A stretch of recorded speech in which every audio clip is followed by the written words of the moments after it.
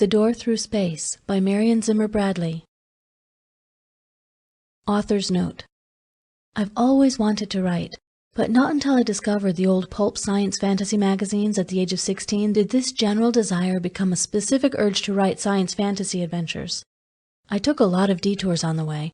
I discovered SF in its golden age, the age of Kuttner, C.L. Moore, Lee Brackett, Ed Hamilton, and Jack Vance. But while I was still collecting rejection slips for my early efforts, the fashion changed. Adventures on faraway worlds and strange dimensions went out of fashion, and the new look in science fiction, emphasis on the science, came in. So my first stories were straight science fiction, and I'm not trying to put down that kind of story. It has its place. By and large, the kind of science fiction which makes tomorrow's headlines as near as this morning's coffee has enlarged popular awareness of the modern, miraculous world of science we live in. It has helped generations of young people feel at ease with a rapidly changing world.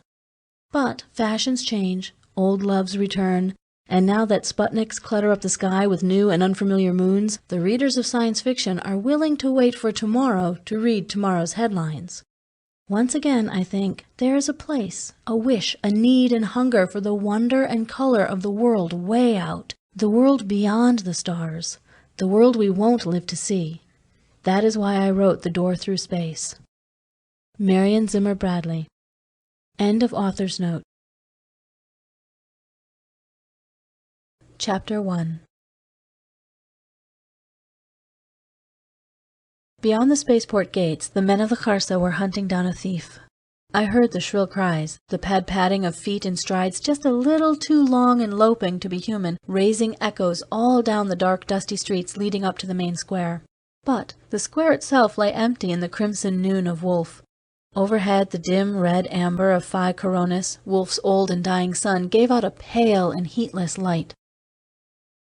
The pair of Space Force guards at the gates, wearing the black leathers of the Terran Empire, shockers holstered at their belts, were drowsing under the arched gateway where the star and rocket emblem proclaimed the domain of Terra. One of them, a snub-nosed youngster only a few weeks out from Earth, cocked an inquisitive ear at the cries and scuffling feet, then jerked his head at me. "Hey, Cargill, you can talk their lingo. What's going on out there?" I stepped out past the gateway to listen.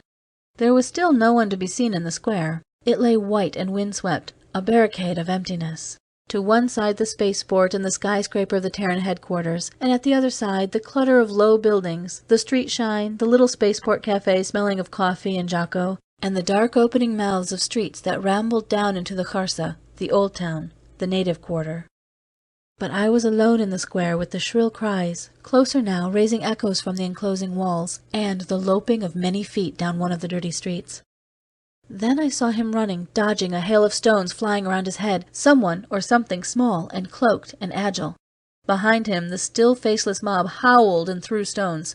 I could not yet understand the cries, but they were out for blood, and I knew it. I said briefly, "Trouble coming," just before the mob spilled out into the square. The fleeing dwarf stared about wildly for an instant, his head jerking from side to side so rapidly that it was impossible to get even a fleeting impression of his face, human or non-human, familiar or bizarre. Then, like a pellet loosed from its sling, he made straight for the gateway and safety. And behind him, the loping mob yelled and howled and came pouring over half the square. Just half. Then, by that sudden intuition which permeates even the most crazed mob with some semblance of reason, they came to a ragged halt, heads turning from side to side. I stepped up on the lower step of the headquarters building and looked over them. Most of them were Chaks, the furred, man-tall non-humans of the Kharsa, and not the better class. Their fur was unkempt, their tails naked with filth and disease. Their leather aprons hung in tatters. One or two in the crowd were humans, the dregs of the Kharsa. But the star and rocket emblem blazoned across the spaceport gates sobered even the wildest bloodlust somewhat. They milled and shifted uneasily in their half of the square. For a moment I did not see where their quarry had gone. Then I saw him crouched not 4 feet from me in a patch of shadow. Simultaneously the mob saw him huddled just beyond the gateway, and a howl of frustration and rage went ringing round the square. Someone threw a stone. It zipped over my head, narrowly missing me, and landed at the feet of the black-leathered guard. He jerked his head up and gestured with the shocker which had suddenly come unholstered. The gesture should have been enough. On Wolf, Terran law has been written in blood and fire and exploding atoms, and the line is drawn firm and clear. The men of the Space Force do not interfere in the Old Town, or in any of the native cities. But when violence steps over the threshold, passing the blazon of the star and rocket, punishment is swift and terrible. The threat should have been enough. Instead, a howl of abuse went up from the crowd. "Terranin! Son of the ape!" The Space Force guards were shoulder to shoulder behind me now. The snub-nosed kid, looking slightly pale, called out, "Get inside the gates, Cargill, if I have to shoot." The older man motioned him to silence. "Wait. Cargill," he called.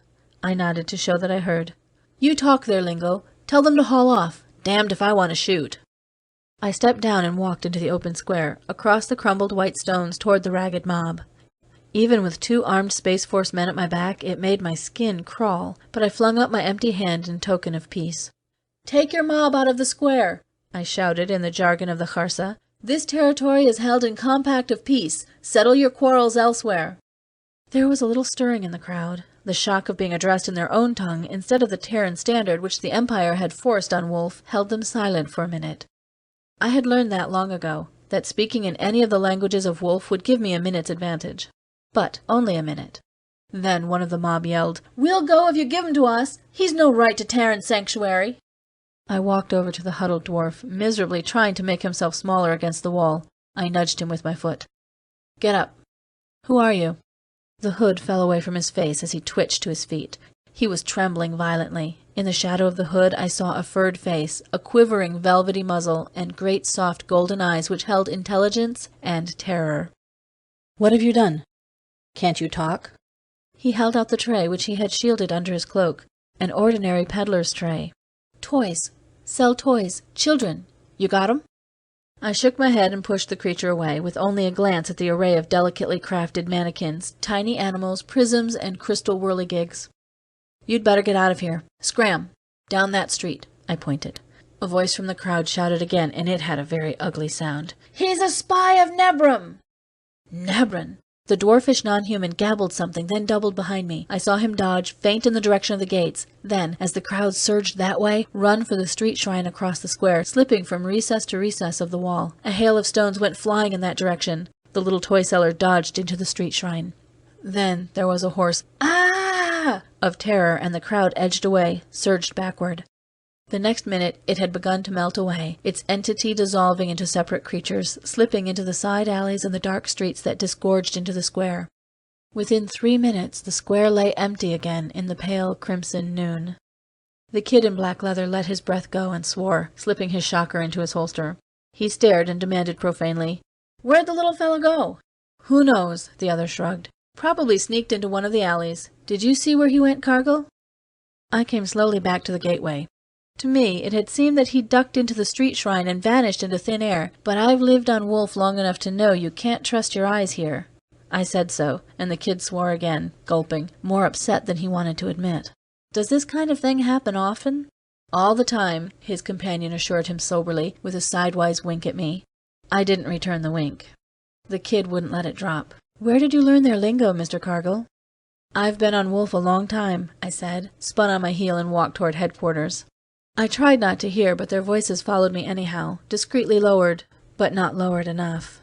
"Kid, don't you know who he is? That's Cargill of the Secret Service. 6 years ago he was the best man in intelligence, before—" The voice lowered another decibel, and then there was the kid's voice asking, shaken, "But what the hell happened to his face?" I should have been used to it by now.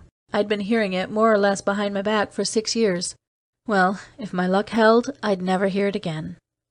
I strode up the white steps of the skyscraper to finish the arrangements that would take me away from Wolf forever. To the other end of the Empire. To the other end of the galaxy.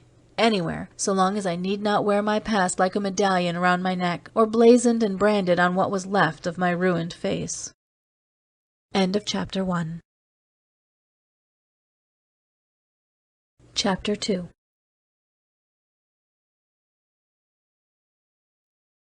The Terran Empire has set its blazon on 400 planets circling more than 300 suns. But, no matter what the color of the sun, the number of the moons overhead, or the geography of the planet, once you step inside a headquarters building, you are on Earth.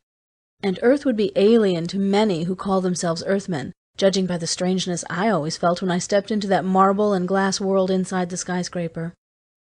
I heard the sound of my steps ringing into thin resonance along the marble corridor, and squinted my eyes, readjusting them painfully to the cold yellowness of the lights. The traffic division was efficiency made insolent, in glass and chrome and polished steel, mirrors and windows and looming electronic clerical machines. Most of one wall was taken up by a TV monitor, which gave a view of the spaceport, a vast, open space lighted with blue-white mercury vapor lamps and a chained-down skyscraper of a starship littered over with swarming ants. The process crew was getting the big ship ready for skylift tomorrow morning. I gave it a second and then a third look. I'd be on it when it lifted. Turning away from the monitored spaceport, I watched myself stride forward in the mirrored surfaces that were everywhere. A tall man, a lean man, bleached out by years under a red sun and deeply scarred on both cheeks and around the mouth. Even after 6 years behind a desk, my neat business clothes, suitable for an Earthman with a desk job, didn't fit quite right, and I still rose unconsciously on the balls of my feet, approximating the lean, stooping walk of a dry-towner from the Coronis Plains. The clerk behind the sign marked transportation was a little rabbit of a man with a sun-lamp tan, barricaded by a small-sized spaceport of desk, and looking as if he liked being shut up there. He looked up in civil inquiry. "Can I do something for you?" "My name's Cargill. Have you a pass for me?" He stared. A free pass aboard a starship is rare except for professional spacemen, which I obviously wasn't. "Let me check my records," he hedged, and punched scanning buttons on the glassy surface. Shadows came and went, and I saw myself half reflected, a tipsy shadow in a flurry of racing colors. The patterns finally stabilized, and the clerk read off names. Brill, Cameron. Ah, yes. Cargill, Race Andrew. Department 38, Transfer Transportation. Is that you? I admitted it, and he started punching more buttons when the sound of the name made connection in whatever desk clerks use for a brain. He stopped, with his hand halfway to the button. "Are you Race Cargill of the Secret Service, sir? The Race Cargill?" "It's right there," I said, gesturing wearily at the projected pattern under the glassy surface. "Why, everybody took it for granted. That is, I heard—" "You thought Cargill had been killed a long time ago because his name never turned up in news dispatches anymore?" I grinned sourly, seeing my image dissolve in blurring shadows, and feeling the long-healed scar on my mouth draw up to make the grin hideous. "I'm Cargill, all right. I've been up on floor 38 for 6 years, holding down a desk any clerk could handle. You, for instance." He gaped. He was a rabbit of a man who had never stepped out of the safe, familiar boundaries of the Terran trade city. "You mean you're the man who went to Charon in disguise and routed out the lists? The man who scouted the Black Ridge and Shane Saw? And you've been working at a desk upstairs all these years? It's hard to believe, sir." My mouth twitched. It had been hard for me to believe while I was doing it. "The pass?" "Right away, sir." He punched buttons, and a printed chip of plastic extruded from the slot on the desktop. "Your fingerprint, please?" He pressed my finger to the still soft surface of the plastic, indelibly recording the print, waited for a moment for it to harden, then laid the chip in the slot of a pneumatic tube. I heard it whoosh away. "They'll check your fingerprint against that when you board the ship. Skylift isn't till dawn, but you can go aboard as soon as the process crew finishes with her." He glanced at the monitor screen, where the swarming crew were still doing inexplicable things to the immobile spacecraft. "It will be another hour or two. Where are you going, Mr. Cargill?" "Some planet in the Hyades cluster. Vainwall, I think, something like that." "What's it like there?" "How should I know? I'd never been there either. I only knew that Vainwall had a red sun, and the Terran legate could use a trained intelligence officer, and not pin him down to a desk." There was respect, and even envy in the little man's voice. "Could I buy you a drink before you go aboard, Mr. Cargill?" "Thanks, but I've a few loose ends to tie up." I didn't, but I was damned if I'd spend my last hour on Wolf under the eyes of a desk-bound rabbit who preferred his adventures safely second-hand.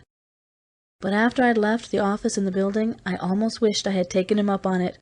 It would be at least an hour before I could board the starship, with nothing to do but hash over old memories better forgotten. The sun was lower now. Phi Coronis is a dim star, a dying star, and once past the crimson zenith of noon, its light slants into a long, pale reddish twilight. 4 of Wolf's 5 moons were clustered in a pale bouquet overhead, mingling thin violet moonlight into the crimson dusk. The shadows were blue and purple in the empty square as I walked across the stones and stood looking down one of the side streets. A few steps, and I was in an untidy slum which might have been on another world from the neat, bright trade city which lay west of the spaceport. The Kharsa was alive and reeking with the sounds and smells of human and half-human life. A naked child, diminutive and golden-furred, darted between two of the chinked pebble houses and disappeared, spilling fragile laughter like breaking glass. A little beast, half snake and half cat, crawled across a roof, spread leathery wings and flapped to the ground. The sour, pungent reek of incense from the open street shrine made my nostrils twitch, and a hulked form inside, not human, cast me a surly green glare as I passed. I turned, retracing my steps. There was no danger, of course, so close to the trade city. Even on such planets as Wolf, Terra's laws are respected within earshot of their gates. But there had been rioting here and in Charon during the last month. After the display of mob violence this afternoon, a lone Terran, unarmed, might turn up as a solitary corpse flung on the steps of the HQ building. There had been a time when I had walked alone from Shainsa to the polar colony. I had known how to melt into this kind of night, shabby and inconspicuous, a worn shirt cloak hunched around my shoulders, weaponless except for the razor-sharp skein in the clasp of the cloak, walking on the balls of my feet like a dry-towner, not looking or sounding or smelling like an Earthman. That rabbit in the traffic office had stirred up things I'd be wiser to forget. It had been 6 years. 6 years of slow death behind a desk, since the day when Raquel Sensar had left me a marked man, death warrant written on my scarred face anywhere outside the narrow confines of the Terran law on Wolf. Raquel Sensar, my fists clenched with the old impotent hate. If I could get my hands on him. It had been Raquel who first led me through the byways of the Kharsa, teaching me the jargon of a dozen tribes, the chirping call of the Yamen, the way of the catman of the rainforests, the argot of the thieves' market, the walk and step of the dry-towners from Shainsa and Daylon and Ardkaran, the patched cities of dusty, salt stone which spread out on the bottoms of Wolf's vanished oceans.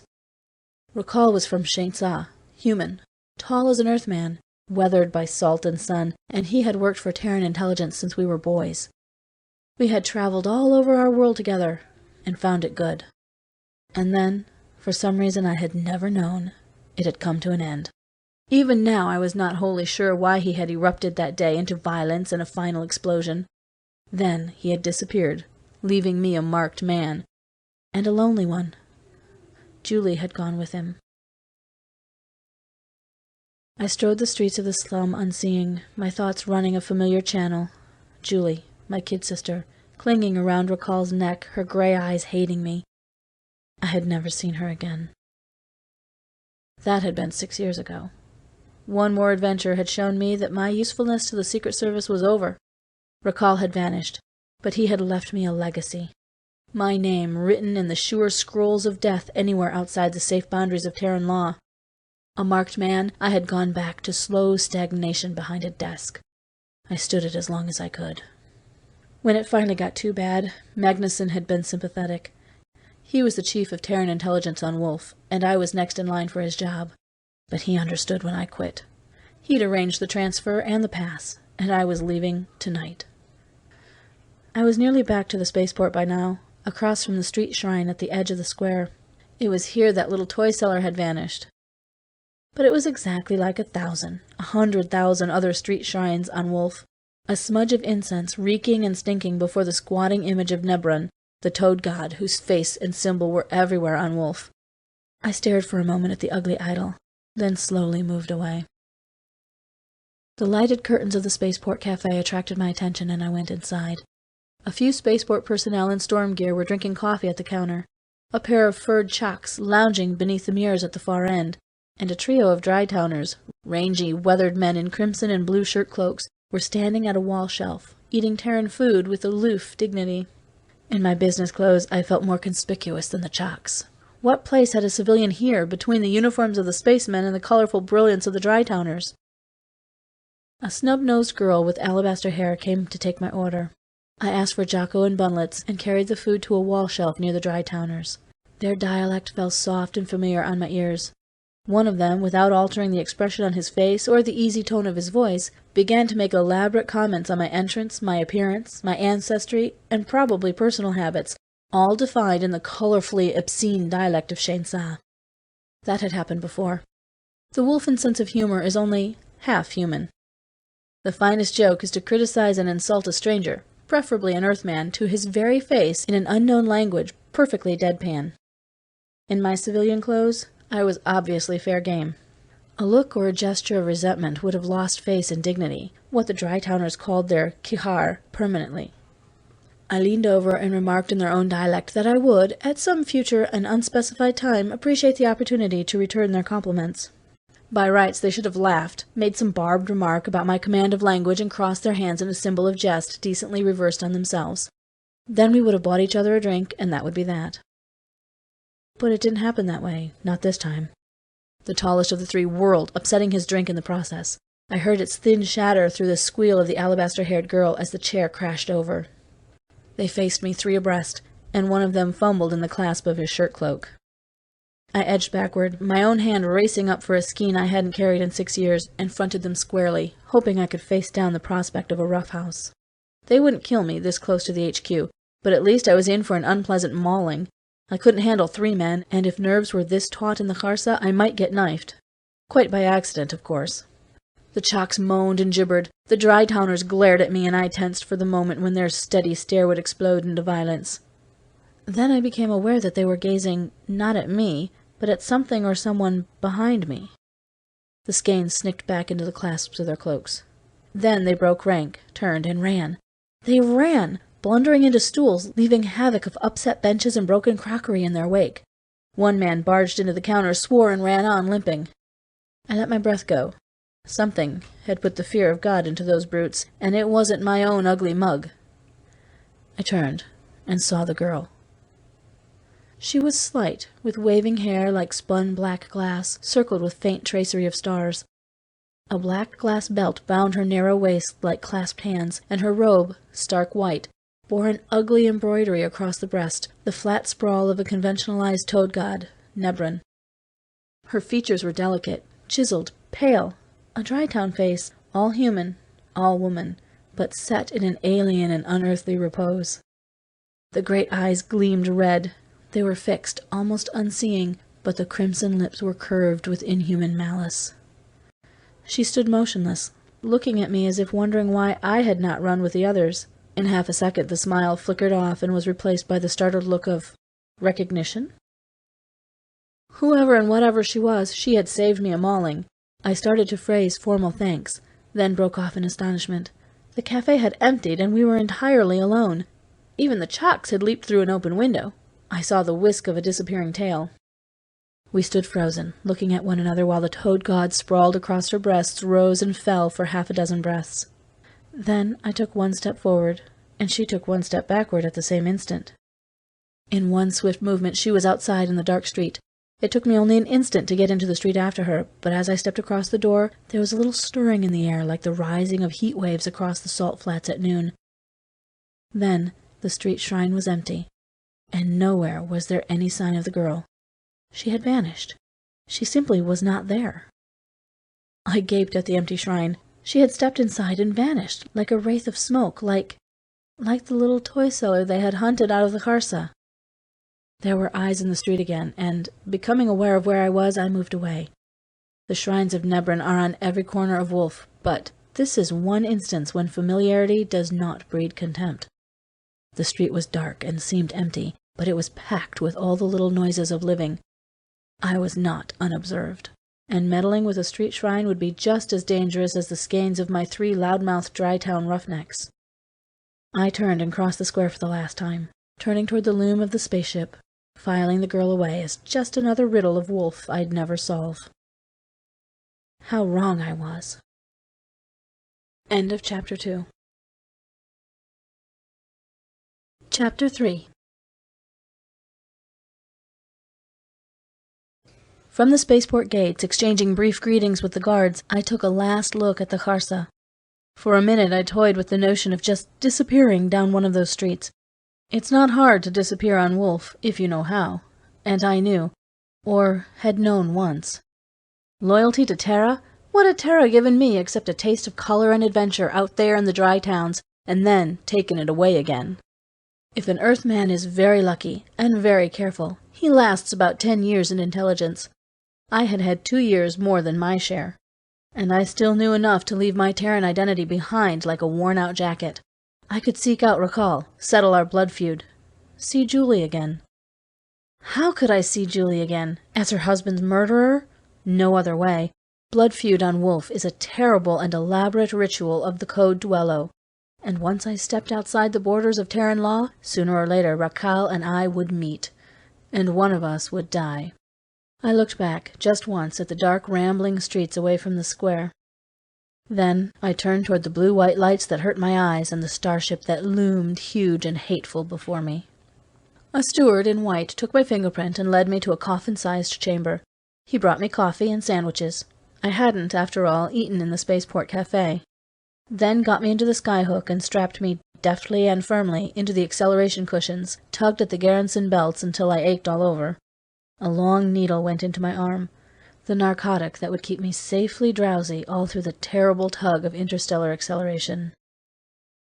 Doors clanged, buzzers vibrated lower down in the ship. Men tramped the corridors calling to one another in the language of the spaceports. I understood 1 word in 4. I shut my eyes, not caring. At the end of the trip there would be another star, another world, another language, another life. I had spent all my adult life on Wolf. Julie had been a child under the Red Star, but it was a pair of wide crimson eyes and black hair combed into ringlets like spun black glass that went down with me into the bottomless pit of sleep. Someone was shaking me. "Aw, come on, Cargill. Wake up, man. Shake your boots." My mouth, foul-tasting and stiff, fumbled at the shapes of words. "What happened? What do you want?" My eyes throbbed. When I got them open, I saw 2 men in black leathers bending over me. We were still inside gravity. "Get out of the skyhook. You're coming with us." "What?" Even through the layers of the sedative, that got to me. Only a criminal under interstellar law can be removed from a passage-paid starship once he has formally checked in on board. I was legally, at this moment, on my planet of destination. "I haven't been charged." "Did I say you had?" snapped one man. "Shut up, he's doped," the other said hurriedly. "Look," he continued, pronouncing every word loudly and distinctly. "Get up now. Come with us. The coordinator will hold up blast-off if we don't get off in 3 minutes, and operations will scream. Come on, please." Then I was stumbling along the lighted, empty corridor, swaying between the 2 men, foggily realizing the crew must think me a fugitive caught trying to leave the planet. The locks dilated. A uniformed spaceman watched us, fussily regarding a chronometer. He fretted. I could, though my feet were a little shaky on the ladders. The violet moonlight had deepened to mauve, and gusty winds spun tendrils of grit across my face. The Space Force men shepherded me, one on either side, to the gateway. "What the hell is all this? Is something wrong with my pass?" The guard shook his head. "How would I know? Magnuson put out the order. Take it up with him." "Believe me," I muttered. "I will." They looked at each other. "Hell," said one, "he's not under arrest. We don't have to haul him around like a convict. Can you walk all right now, Cargill? You know where the Secret Service office is, don't you? Floor 38? The chief wants you. And make it fast." I knew it made no sense to ask questions. They obviously knew no more than I did. I asked anyhow. "Are they holding the ship for me? I'm supposed to be leaving on it." "Not that one," the guard answered, jerking his head toward the spaceport. I looked back, just in time to see the dust-dimmed ship leap upward, briefly whitening in the field of searchlights, and vanish into the surging clouds above. My head was clearing fast, and anger speeded up the process. The HQ building was empty in the chill silence of just before dawn. I had to rout out a dozing elevator operator, and as the lift swooped upward, my anger rose with it. I wasn't working for Magnuson anymore. What right had he, or anybody, to grab me off an outbound starship like a criminal? By the time I barged into his office, I was spoiling for a fight. The Secret Service office was full of grayish-pink morning and yellow lights left on from the night before. Magnuson, at his desk, looked as if he had slept in his rumpled uniform. He was a big bull of a man, and his littered desk looked, as always, like the track of a typhoon in the salt flats. The clutter was weighed down here and there with solidopic cubes of the 5 Magnuson youngsters, and as usual, Magnuson was fiddling with one of the cubes. he said, not looking up. "Sorry to pull this at the last minute, Race. There was just time to put out a pull order and get you off the ship, but no time to explain." I glared at him. "Seems I can't even get off the planet without trouble. You raised hell all the time I was here, but when I try to leave... What is this, anyhow? I'm sick of being shoved around." Magnuson made a conciliating gesture. "Wait until you hear," he began, and broke off, looking at someone who was sitting in the chair in front of his desk. Somebody whose back was turned to me. Then the person twisted, and I stopped cold, blinking and wondering if this were a hallucination and I'd wake up in the starship Skyhook far out in space. Then the woman cried, "Race! Race! Don't you know me?" I took one dazed step, and another. Then she flew across the space between us, her thin arms tangling around my neck, and I caught her up, still disbelieving. "Julie? Oh, Race, I thought I'd die when Mac told me you were leaving tonight. It's been the only thing that's kept me alive, knowing I'd see you." She sobbed and laughed, her face buried in my shoulder. I let her cry for a minute, then held my sister at arm's length. For a moment I had forgotten the 6 years that lay between us. Now I saw them, all of them, printed plain on her face. Julie had been a pretty girl. 6 years had fined her face into beauty, but there was tension in the set of her shoulders, and her gray eyes had looked on horrors. She looked tiny and thin, and unbearably frail under the scanty folds of her fur robe, a Dry-town woman's robe. Her wrists were manacled, the jeweled, tight bracelets fastened together by the links of a long, fine chain of silvered gilt that clashed a little, thinly, as her hands fell to her sides. "What's wrong, Julie? Where's Racal?" She shivered, and now I could see that she was in a state of shock. "Gone. He's gone. That's all I know, and... Oh, Race, he took Rindy with him!" From the tone of her voice I had thought she was sobbing. Now I realized that her eyes were dry. She was long past tears. Gently I unclasped her clenched fingers and put her back in the chair. She sat like a doll, her hands falling to her sides with a thin clash of chains. When I picked them up and laid them in her lap, she let them lie there motionless. I stood over her and demanded, "Who's Rindy?" She didn't move. "Our daughter, Race, our little girl." Magnuson broke in, his voice harsh. "Well, Cargill, should I have let you leave?" "Don't be a damn fool." "I was afraid you'd tell the poor kid she had to live with her own mistakes," growled Magnuson. "You're capable of it." For the first time Julie showed a sign of animation. "I was afraid to come to you, Mac. You never wanted me to marry Racal either." "Water under the bridge," Magnuson grunted. "And I've got lads of my own, Miss Cargill, Mrs. He stopped in distress, vaguely remembering that in the Dry Towns an improper form of address can be a deadly insult. But she guessed his predicament. "You used to call me Julie, Mac. It will do now." "You've changed," he said quietly. "Julie, then. Tell Race what you told me. All of it." She turned to me. "I shouldn't have come for myself." I knew that. Julie was proud, and she had always had the courage to live with her own mistakes. When I first saw her, I knew this wouldn't be anything so simple as the complaint of an abused wife, or even an abandoned or deserted mother. I took a chair, watching her, and listening. She began, "You made a mistake when you turned Racal out of the service, Mac. In his way, he was the most loyal man you had on Wolf." Magnuson had evidently not expected her to take this tack. He scowled and looked disconcerted, shifting uneasily in his big chair. But when Julie did not continue, obviously awaiting his answer, he said, "Julie, he left me no choice. I never knew how his mind worked. That final deal he engineered, have you any idea how much that cost the service? And have you taken a good look at your brother's face, Julie girl?" Julie raised her eyes slowly, and I saw her flinch. I knew how she felt. For 3 years I had kept my mirror covered, growing an untidy straggle of beard because it hid the scars and saved me the ordeal of facing myself to shave. Julie whispered, "Racal's is just as bad. Worse." "That's some satisfaction," I said, and Mac stared at us, baffled. Even now I don't know what it was all about. "And you never will," I said for the 100th time.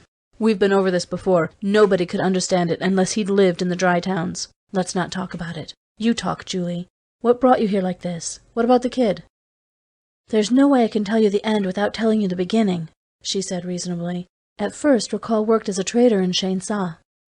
I wasn't surprised. The Dry Towns were the core of Terran trade on Wolf, and it was through their cooperation that Terra existed here peaceably, on a world only half human, or less.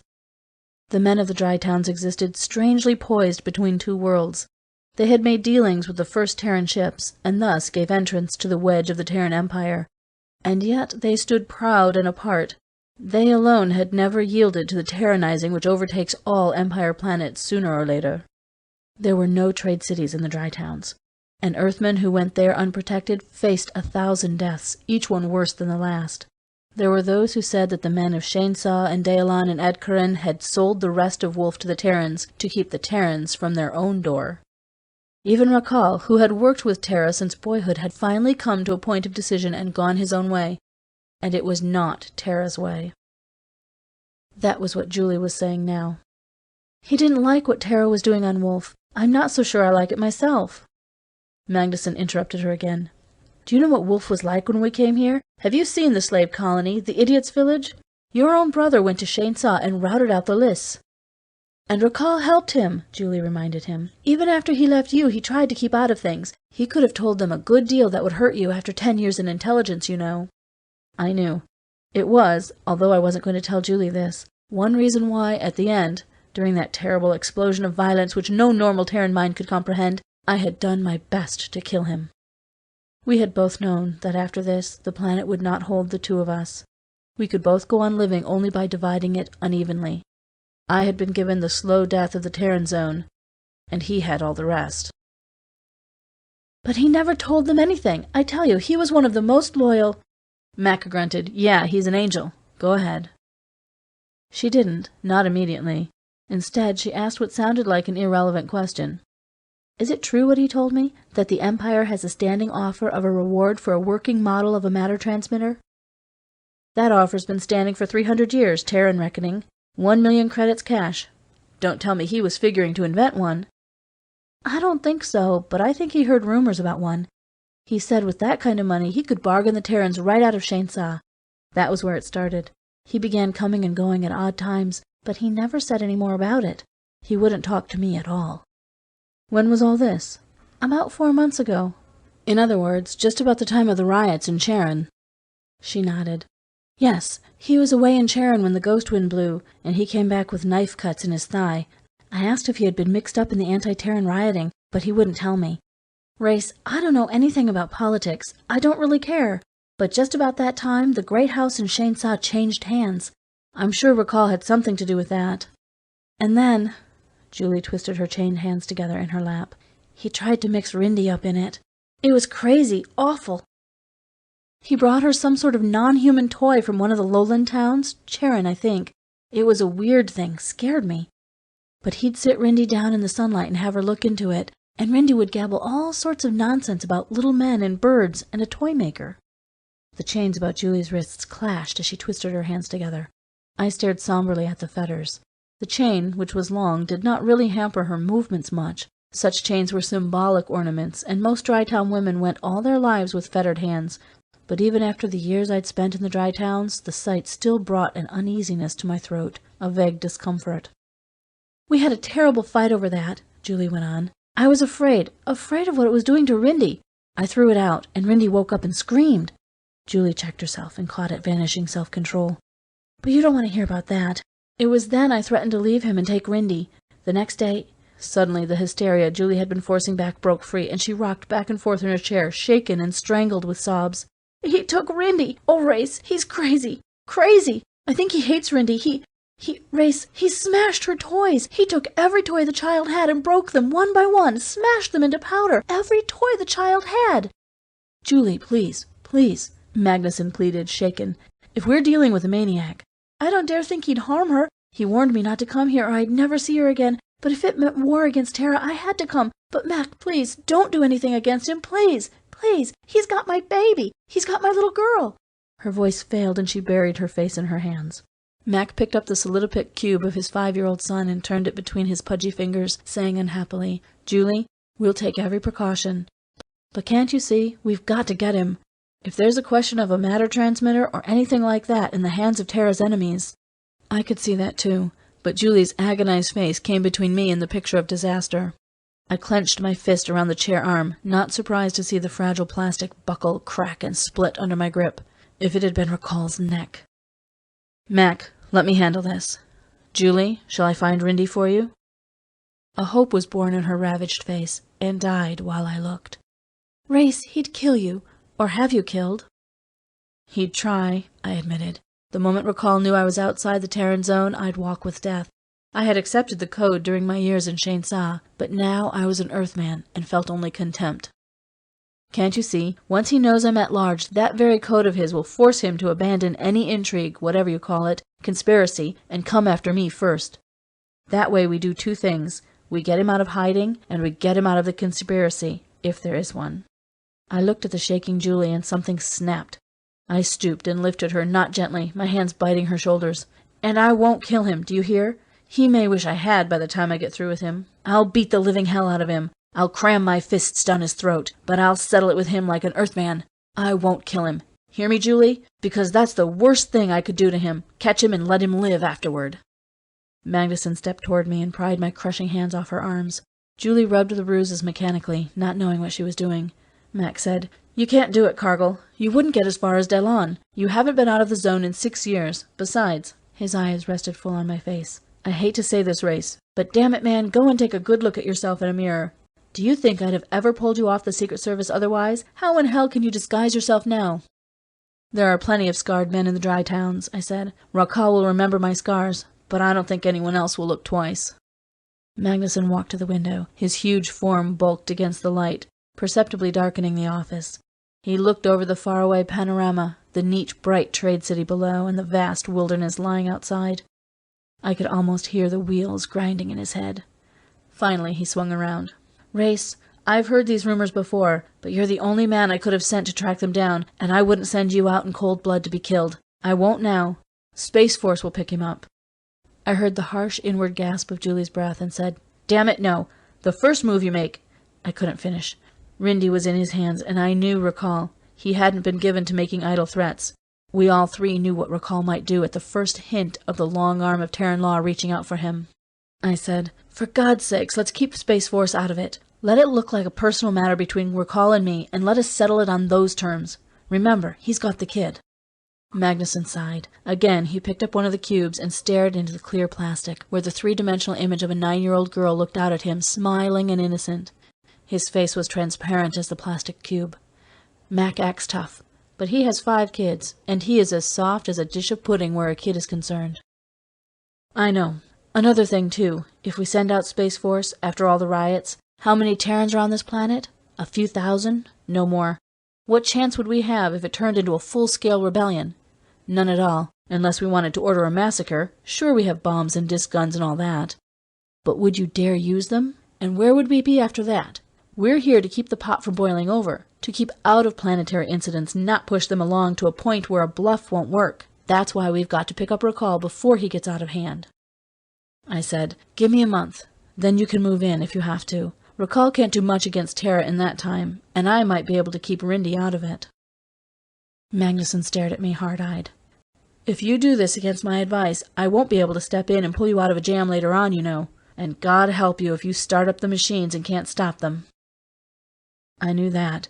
A month wasn't much. Wolf is 40,000 miles of diameter, at least half unexplored, mountain and forest swarming with non-human and semi-human cities where the Terrans had never been. Finding Racal, or any one man, would be like picking out one star in the Andromeda Nebula. Not impossible. Not quite impossible.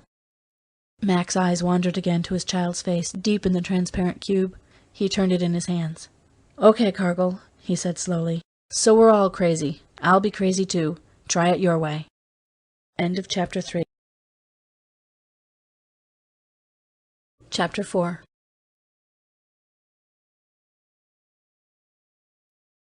By sunset I was ready to leave. I hadn't had any loose ends to tie up in the trade city since I'd already disposed of most of my gear before boarding the ship. I'd never been in better circumstances to take off for parts unknown. Mac, still disapproving, had opened the files to me, and I'd spent most of the day in the back rooms of Floor 38 searching intelligence files to refresh my memory, scanning the pages of my own old reports sent years ago from Shainsa and Daelan. He had sent out one of the non-humans who worked for us to buy or acquire somewhere in the old town a dry towner's outfit and the other things I would wear and carry. I would have liked to go myself. I felt that I needed the practice. I was only now beginning to realize how much I might have forgotten in the years behind a desk. But, until I was ready to make my presence known, no one must know that Race Cargill had not left Wolf on the starship. Above all, I must not be seen in the Kharsa until I went there in the dry town disguise which had become, years ago, a deep second nature, almost an alternate personality. About sunset I walked through the clean little streets of the Terran trade city toward the Magnuson home where Julie was waiting for me. Most of the men who go into civil service of the Empire come from Earth, or from the close-in planets of Proxima and Alpha Centaurus. They go out unmarried, and they stay that way, or marry women native to the planets where they are sent. But Joanna Magnuson was one of the rare Earth women who had come out with her husband 20 years ago. There are two kinds of Earth women like that. They make their quarterings a little bit of home or a little bit of hell. Joanna had made their house look like a transported corner of Earth. I never knew quite what to think of the Magnuson household. It seemed to me almost madness to live under a red sun, yet come inside to yellow light, to live on a world with the wild beauty of Wolf, and yet live as they might have lived on their home planet. Or maybe I was the one who was out of step. I had done the reprehensible thing they call going native. Possibly I had done just that, and in absorbing myself into the new world, had lost the ability to fit into the old. Joanna, a chubby, comfortable woman in her 40s, opened the door and gave me her hand. "Come in, Race. Julie's expecting you." "It's good of you." I broke off, unable to express my gratitude. Julie and I had come from Earth. Our father had been an officer on the old starship Landfall when Julie was only a child. He had died in a wreck off Procyon, and Mac Magnuson had found me a place in intelligence because I spoke 4 of the Wolf languages and haunted the Kharsa with Rakal whenever I could get away. They had also taken Julie into their own home, like a younger sister. They hadn't said much, because they had liked Rakal when the breakup came. But that terrible night when Rakal and I nearly killed each other, and Rakal came with his face bleeding and took Julie away with him, had hurt them hard. Yet it had made them all the kinder to me. Joanna said forthrightly, "Nonsense, Race. What else could we do?" She drew me along the hall. "You can talk in here." I delayed a minute before going through the door she indicated. "How is Julie?" "Better, I think. I put her to bed in Metta's room, and she slept most of the day. She'll be all right. I'll leave you to talk." Joanna opened the door and went away. Julie was awake and dressed, and already some of the terrible frozen horror was gone from her face.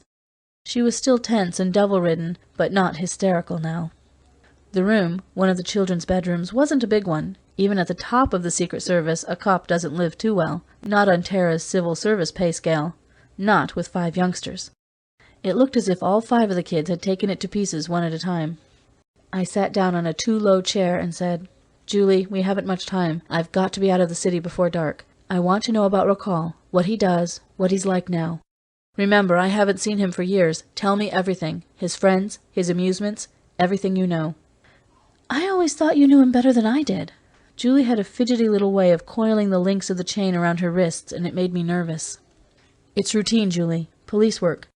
Mostly I play by ear, but I try to start out by being methodical." She answered everything I asked her, but the sum total wasn't much, and it wouldn't help much. As I said, it's easy to disappear on Wolf. Julie knew he had been friendly with the new holders of the great house on Shainsa, but she didn't even know their name. I heard one of the Magnuson children fly to the street door and return, shouting for her mother. Joanna knocked at the door of the room and came in. "There's a Chalk outside who wants to see you, Race." I nodded. "Probably my fancy dress. Can I change in the back room, Joanna? Will you keep my clothes here till I get back?" I went to the door and spoke to the furred non-human in the sibilant jargon of the Kharsa, and he handed me what looked like a bundle of rags. There were hard lumps inside. The Chalk said softly, "I hear a rumor in the Kharsa, Race. Perhaps it will help you. 3 men from Shainsa are in the city. They came here to seek a woman who has vanished, and a toy maker. They are returning at sunrise. Perhaps you can arrange to travel in their caravan." I thanked him and carried the bundle inside. In the empty back room, I stripped to the skin and unrolled the bundle. There was a pair of baggy, striped breeches, a worn and shabby shirt-cloak with capacious pockets, a looped belt with half the gilt rubbed away and the base metal showing through, and a scuffed pair of ankle boots tied with frayed thongs of different colors. There was a little cluster of amulets and seals. I chose 2 or 3 of the commonest kind and strung them around my neck. One of the lumps in the bundle was a small jar, holding nothing but the ordinary spices sold in the market with which the average dry towner flavors food. I rubbed some of the powder on my body, put a pinch in the pocket of my shirt cloak, and chewed a few of the buds, wrinkling my nose at the long, unfamiliar pungency. The second lump was a skein, and unlike the worn and shabby garments, this was brand new, and sharp, and bright, and its edge held a razor glint. I tucked it into the clasp of my shirt cloak, a reassuring weight. It was the only weapon I could dare to carry. The last of the solid objects in the bundle was a flat wooden case, about 9 by 10 inches. I slid it open. It was divided carefully into sections cushioned with sponge-absorbent plastic, and in them lay tiny slips of glass, on Wolf as precious as jewels. They were lenses, camera lenses, microscope lenses, even eyeglass lenses. Packed close, there were nearly 100 of them nested by the shock-absorbent stuff. They were my excuse for travel to Shainsa. Over and above the necessities of trade, a few items of Terran manufacture, vacuum tubes, transistors, lenses for cameras and binoculars, liquors, and finely forged small tools, are literally worth their weight in platinum. Even in cities where Terrans have never gone, these things bring exorbitant prices, and trading in them is a dry-town privilege. Rakal had been a trader, so Julie told me, in fine wire and surgical instruments. Wolf is not a mechanized planet and has never developed any indigenous industrial system. The psychology of the non-human seldom runs to technological advances. I went down the hallway again to the room where Julie was waiting. Catching a glimpse in a full-length mirror, I was startled. All traces of the Terran civil servant, clumsy and uncomfortable in his ill-fitting clothes, had dropped away. A dry-towner, rangy and scarred, looked out at me, and it seemed that the expression on his face was one of amazement. Joanna whirled as I came into the room and visibly paled before recovering her self-control. She gave me a nervous little giggle. "Goodness, Race, I didn't know you," Julie whispered. "Yes, I remember you better like that. You look so much like—" The door flew open, and Mickey Magnuson scampered into the room, a chubby little boy, browned by a Terra-type sun lamp and glowing with health. In his hand he held some sparkling thing that gave off tiny flashes and glints of color. I gave the kid a grin before I realized that I was disguised anyhow, and probably a hideous sight. The little boy backed off, but Joanna put her plump hand on his shoulder, murmuring soothing things. Mickey toddled toward Julie, holding up the shining thing in his hands as if to display something very precious and beloved. Julie bent and held out her arms. Then her face contracted, and she snatched at the plaything. "Mickey, what's that?" He thrust it protectively behind his back. "Mine!" "Mickey, don't be naughty," Joanna chided. "Please let me see," Julie coaxed, and he brought it out, slowly, still suspicious. It was an angled prism of crystal, star-shaped, set in a frame which could get the stars spinning like a solidopic, but it displayed a new and comical face every time it was turned. Mickey turned it round and round, charmed at being the center of attention. There seemed to be dozens of faces, shifting with each spin of the prism, human and non-human, all dim and slightly distorted. My own face, Julie's, Joanna's, came out of the crystal surface, not a reflection, but a caricature. A choked sound from Julie made me turn in dismay. She had let herself drop to the floor and was sitting there, white as death, supporting herself with her 2 hands. "Race, find out where he got that thing!" I bent and shook her. "What's the matter with you?" I demanded. She had lapsed into the dazed, sleepwalking horror of this morning. She whispered, "It's not a toy. Rindy had one. Joanna, where did he get it?" She pointed at the shining thing with an expression of horror which would have been laughable had it been less real, less filled with terror. Joanna cocked her head to one side and wrinkled her forehead reflectively. "Why, I don't know, now you come to ask me. I thought maybe one of the Chalks had given it to Mickey. Bought it in the bazaar, maybe. He loves it. Do get up off the floor, Julie." Julie scrambled to her feet. She said, "Rindy had one. It terrified me. She would sit and look at it by the hour, and I told you about it, Race. I threw it out once, and she woke up and screamed. She shrieked for hours and hours, and she ran out in the dark and dug for it in the trash pile where I'd buried it. She went out in the dark, broke all her fingernails, but she dug it out again." She checked herself, staring at Joanna, her eyes wide in appeal. "Well, dear," said Joanna with mild rebuking kindness, "you needn't be so upset. I don't think Mickey's so attached to it as all that, and anyhow, I'm not going to throw it away." She patted Julie reassuringly on the shoulder, then gave Mickey a little shove toward the door and turned to follow him. "You'll want to talk alone before Race leaves. Good luck wherever you're going, Race." She held out her hand forthrightly. "And don't worry about Julie," she added in an undertone. "We'll take good care of her." When I came back to Julie, she was standing by the window, looking through the oddly filtered glass that dimmed the red sun to orange. "Joanna thinks I'm crazy, Race." "She thinks you're upset." "Rindy's an odd child, a real dry-towner. But it's not my imagination, Race, it's not. There's something— Suddenly she sobbed aloud again. Homesick, Julie? I was, a little, the first years, but I was happy, believe me. She turned her face to me, shining with tears. You've got to believe I never regretted it for a minute. I'm glad, I said dully. That made it just fine. Only that toy. Who knows? It might be a clue to something. The toy had reminded me of something too, and I tried to remember what it was. I'd seen non-human toys in the Kharsa, even bought them for Mac's kids. When a single man is invited frequently to a home with 5 youngsters, it's about the only way he can repay that hospitality, by bringing the children odd trifles and knickknacks. But I had never seen anything quite like this one until yesterday. The toy seller they had hunted out of the Kharsa, the one who had fled into the shrine of Nebran and vanished. He had had 6 of those prism and star sparklers. I tried to call up a mental picture of the little toy seller. I didn't have much luck. I'd seen him only in that one swift glance from beneath his hood. Julie, have you ever seen a little man? Like a Chak, only smaller, twisted, hunchbacked? He sells toys. She looked blank. I don't think so, although there are dwarf Chaks in the polar cities, but I'm sure I've never seen one. It was just an idea, but it was something to think about. A toy seller had vanished. Rakal, before disappearing, had smashed all Rindy's toys, and the sight of a plaything of cunningly cut crystal had sent Julie into hysterics.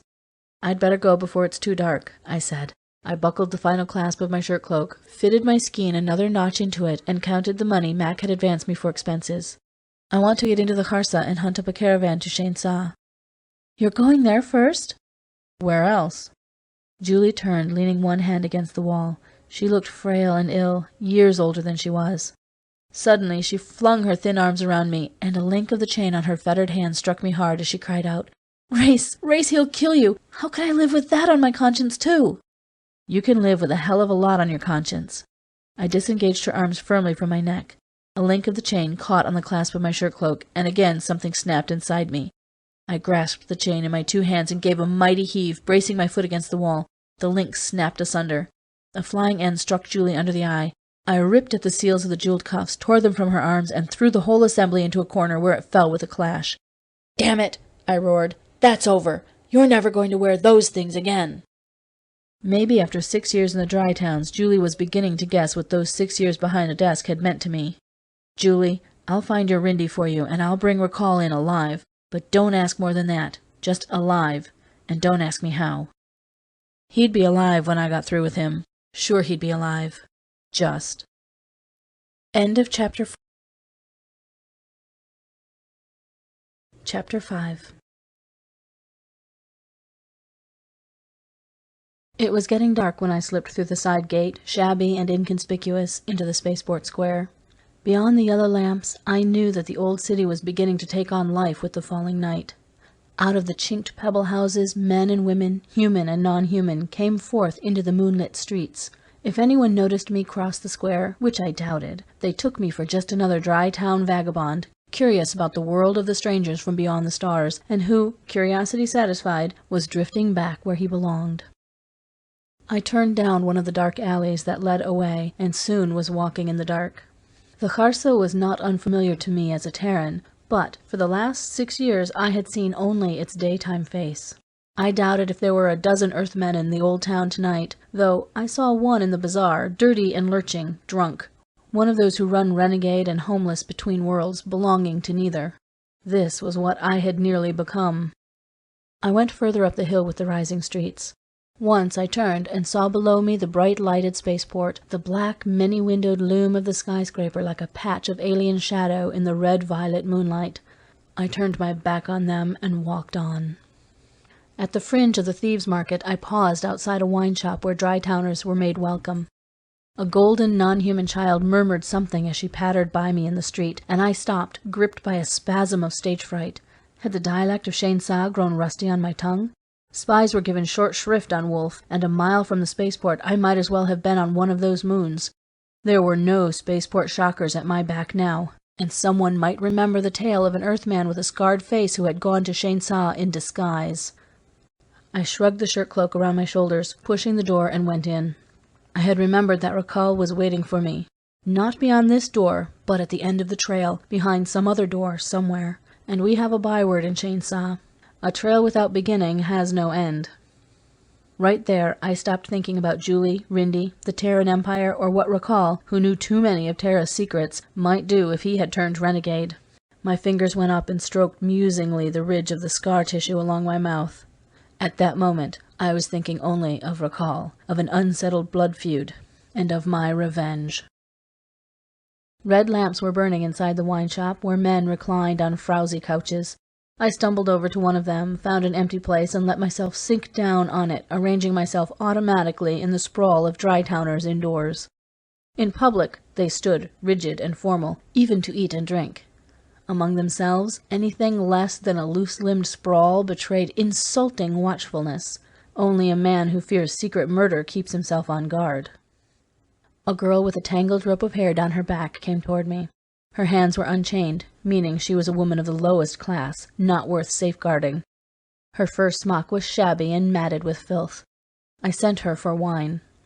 When it came, it was surprisingly good, the sweet and treacherous wine of Ardkaran. I sipped it slowly, looking round. If a caravan of Shainsa were leaving tomorrow, it would be known here. A word dropped that I was returning there would bring me, by iron-bound custom, an invitation to travel in their company. When I sent the woman for wine a second time, a man on a nearby couch got up and walked over to me. He was tall, even for a dry-towner, and there was something vaguely familiar about him. He was no riff-raff of the Kharsa either, for his shirt-cloak was of rich silk, interwoven with metallic threads and crusted with heavy embroideries.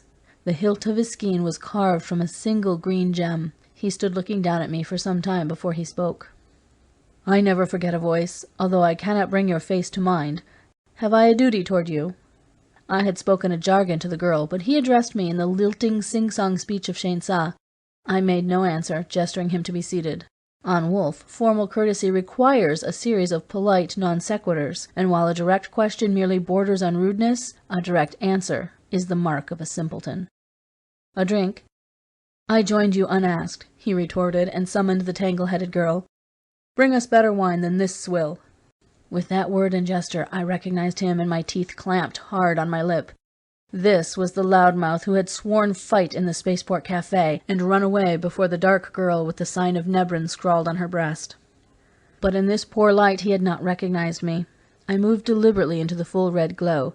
If he did not know me for the Terran he had challenged last night in the Spaceport Café, it was unlikely that anyone else would. He stared at me for some minutes, but in the end he only shrugged and poured wine from the bottle he had ordered. 3 drinks later I knew that his name was Kiral, and that he was a trader in wire and fine steel tools through the non-human towns. And I had given him the name I had chosen, Raskar.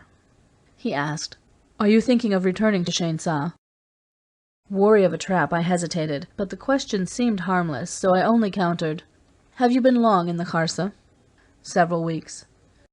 "Trading?" "No." He applied himself to the wine again. "I was searching for a member of my family." "Did you find him?" "Her," said Kiral, and ceremoniously spat. "No, I didn't find her. What is your business in Shainsa?" I chuckled briefly. "As a matter of fact, I am searching for a member of my family." He narrowed his eyelids, as if he suspected me of mocking him, but personal privacy is the most rigid convention of the Dry Towns, and such mockery showed a sensible disregard for prying questions if I did not choose to answer them. He questioned no further.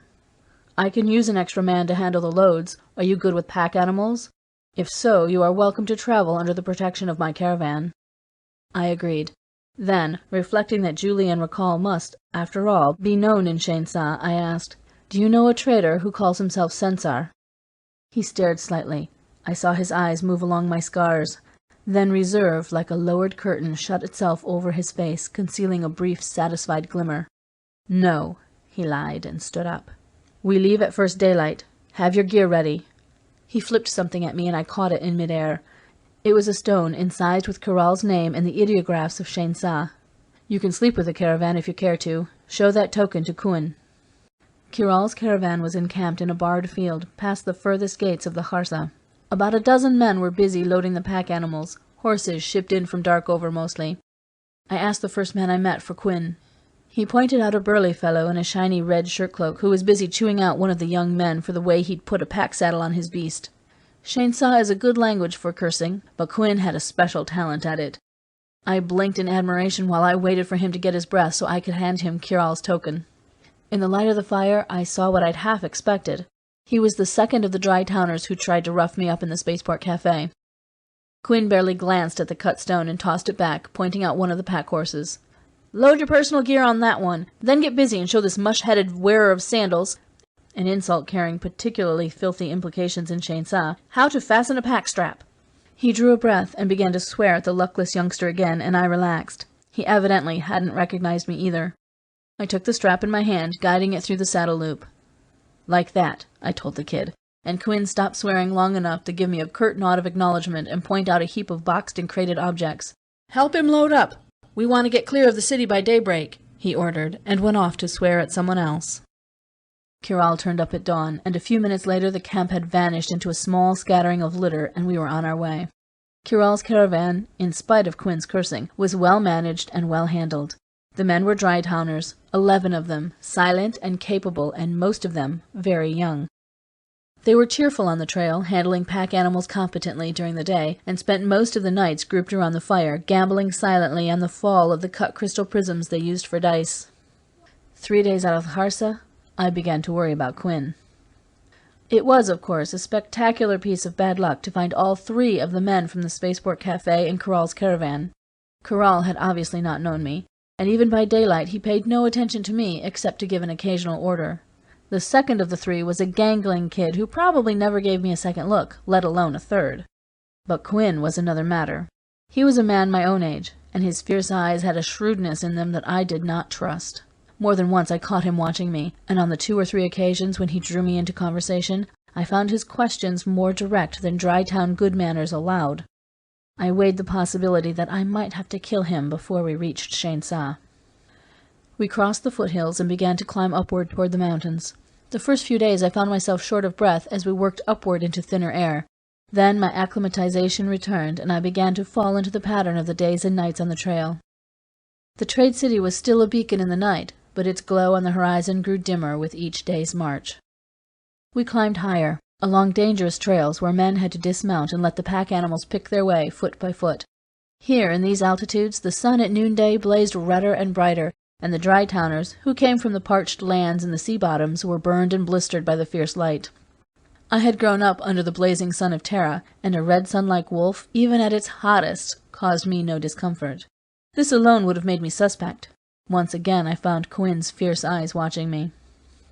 As we crossed the passes and began to descend the long trail through the thick forests, we got into non-human country.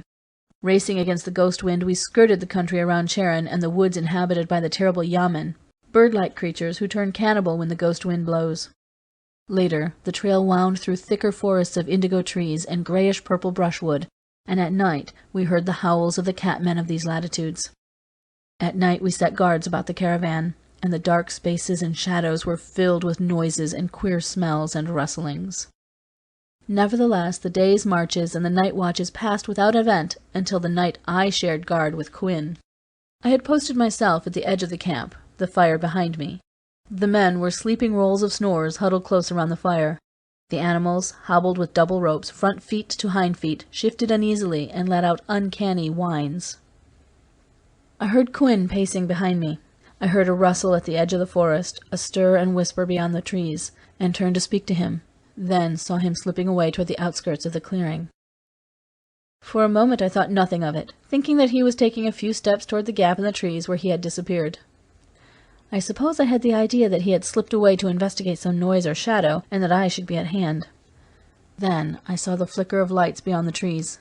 Light from the lantern Quinn had been carrying in his hand. He was signaling! I slipped the safety clasp from the hilt of my skean and went after him. In the dimming glow of the fire I fancied I saw luminous eyes watching me, and the skin on my back crawled. I crept up behind him and leaped.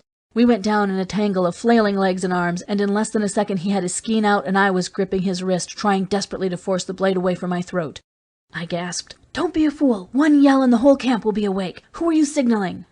In the light of the fallen lantern, lips drawn back in a snarl, he looked almost inhuman. He strained at the knife for a moment, then dropped it. "Let me up," he said. I got up and kicked the fallen skein toward him. "Put that away. What in the hell were you doing? Trying to bring the catmen down on us?"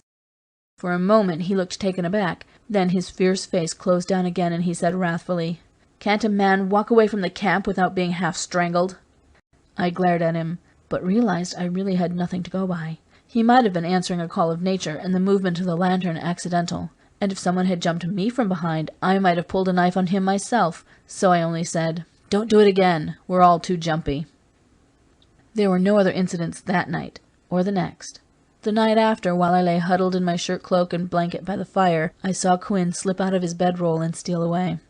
A moment later there was a gleam in the darkness, but before I could summon the resolve to get up and face it out with him, he turned, looking cautiously at the snoring men, and crawled back into his blankets. While we were unpacking at the next camp, Carol halted beside me. "Heard anything queer lately? I've got the notion we're being trailed. We'll be out of these forests tomorrow, and after that it's clear road all the way to Shane Sa. If anything's going to happen, it will happen tonight." I debated speaking to him about Quinn's signals. No, I had my own business waiting for me in Shane Sa. Why mix myself up with some other private intrigue? He said, "I'm putting you and Quinn on watch again. The old men doze off, and the young fellows get to daydreaming or fooling around. That's all right most of the time, but I want someone who'll keep his eyes open tonight. Did you ever know Quinn before this?" "Never set eyes on him." "Funny. I had the notion." He shrugged, turned away, then stopped. "Don't think twice about rousting the camp if there's any disturbance. Better a false alarm than an ambush that catches us all in our blankets. If it came to a fight, we might be in a bad way. We all carry skeins, but I don't think there's a shocker in the whole group, let alone a gun.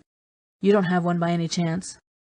After the men had turned in, Quinn, patrolling the camp, halted a minute beside me and cocked his head toward the rustling forest. "What's going on in there?" "Who knows? Catmen on the prowl, probably, thinking the horses would make a good meal. Or maybe that we would." "Think it will come to a fight?" "I wouldn't know." He surveyed me for a moment without speaking. "And if it did?" "We'd fight." Then I sucked in my breath, for Quinn had spoken Terran Standard, and I, without thinking, had answered in the same language. He grinned, showing white teeth filed to a point. "I thought so." I seized his shoulder and demanded roughly, "And what are you going to do about it?" "That depends on you," he answered, "and what you want in Shane Sa. Tell me the truth. What were you doing in the Terran zone?" He gave me no chance to answer. "You know who Corral is, don't you?" "A traitor," I said, "who pays my wages and minds his own affairs." I moved backward, hand on my skein, braced for a sudden rush. He made no aggressive motion, however. "Kirol told me you'd been asking questions about Rakal Sensar," he said. "Clever. Now I, for one, could have told you that he'd never set eyes on Rakal. He broke off, hearing a noise in the forest, a long, eerie howl. I muttered, "If you've brought them down on us." He shook his head urgently. "I had to take that chance, to get word to the others. It won't work. Where's the girl?" I hardly heard him. I was hearing twigs snap and silently sneaking feet. I turned for a yell that would rouse the camp, and Quinn grabbed my hand hard, saying insistently, "Quick, where's the girl? Go back and tell her it won't work. If Corral suspected—" He never finished the sentence. Just behind us came another of the long, eerie howls. I knocked Quinn away, and suddenly the night was filled with crouching forms that came down on us like a whirlwind. I shouted madly as the camp came alive, with men struggling out of blankets, fighting for life itself. I ran hard, still shouting, for the enclosure where we had tied the horses. A catman, slim and black-furred, was crouched and cutting the hobble-strings of the nearest animal. I hurled myself on him. He exploded, clawing, raking my shoulder with talons that ripped through rough cloth like paper. I whipped out my skein and slashed upward. The talons contracted on my shoulder, and I gasped with pain. Then the thing howled and fell away, clawing at the air. It twitched and lay still. 4 shots in rapid succession cracked in the clearing. Kirol to the contrary, someone must have had a pistol. I heard one of the cat things wail, a hoarse, drying rattle.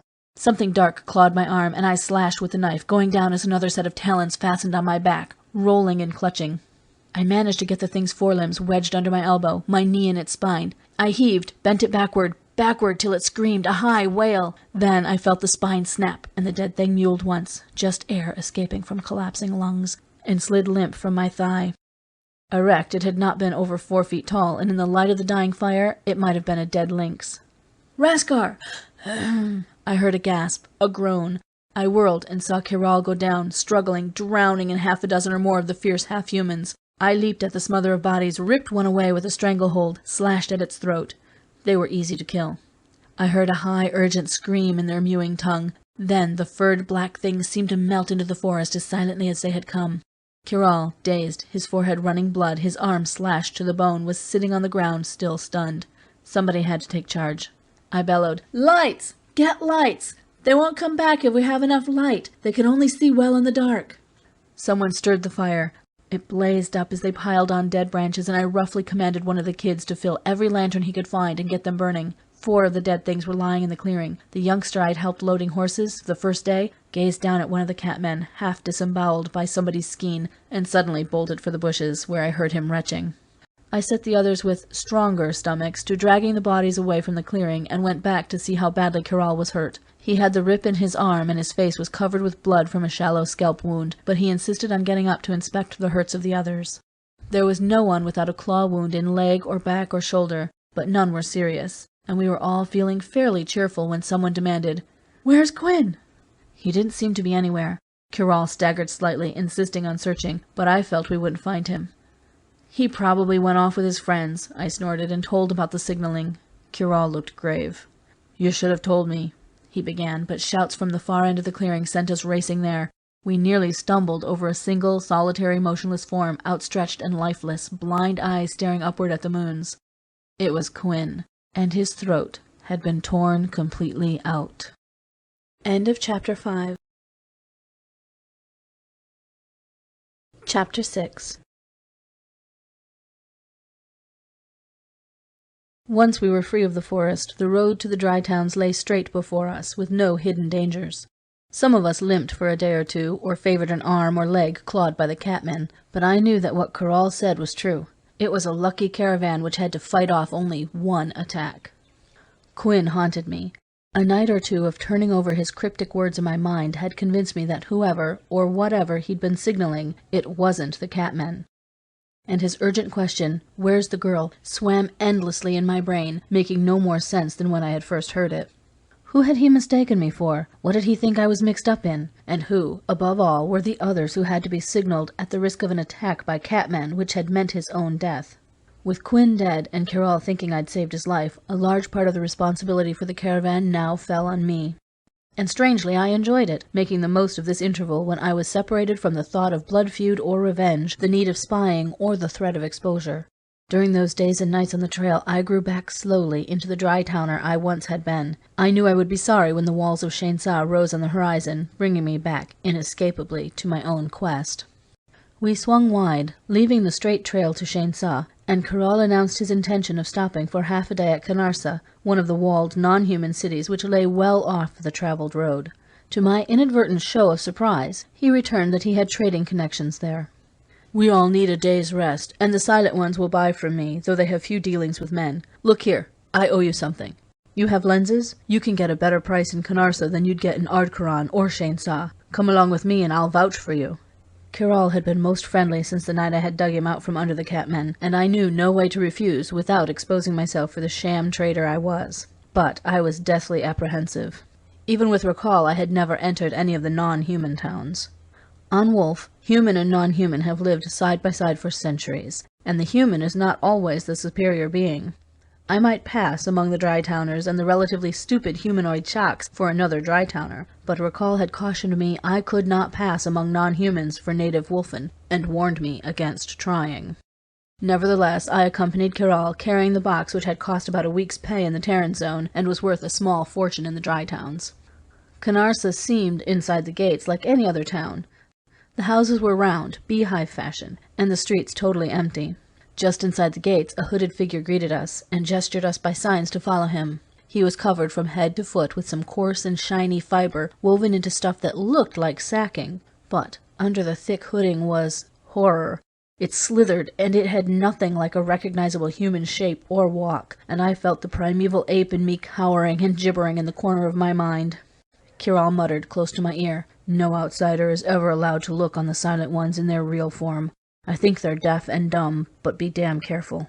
"You bet," I whispered, and was glad the streets were empty. I walked along, trying not to look at the gliding motion of the shrouded thing up ahead.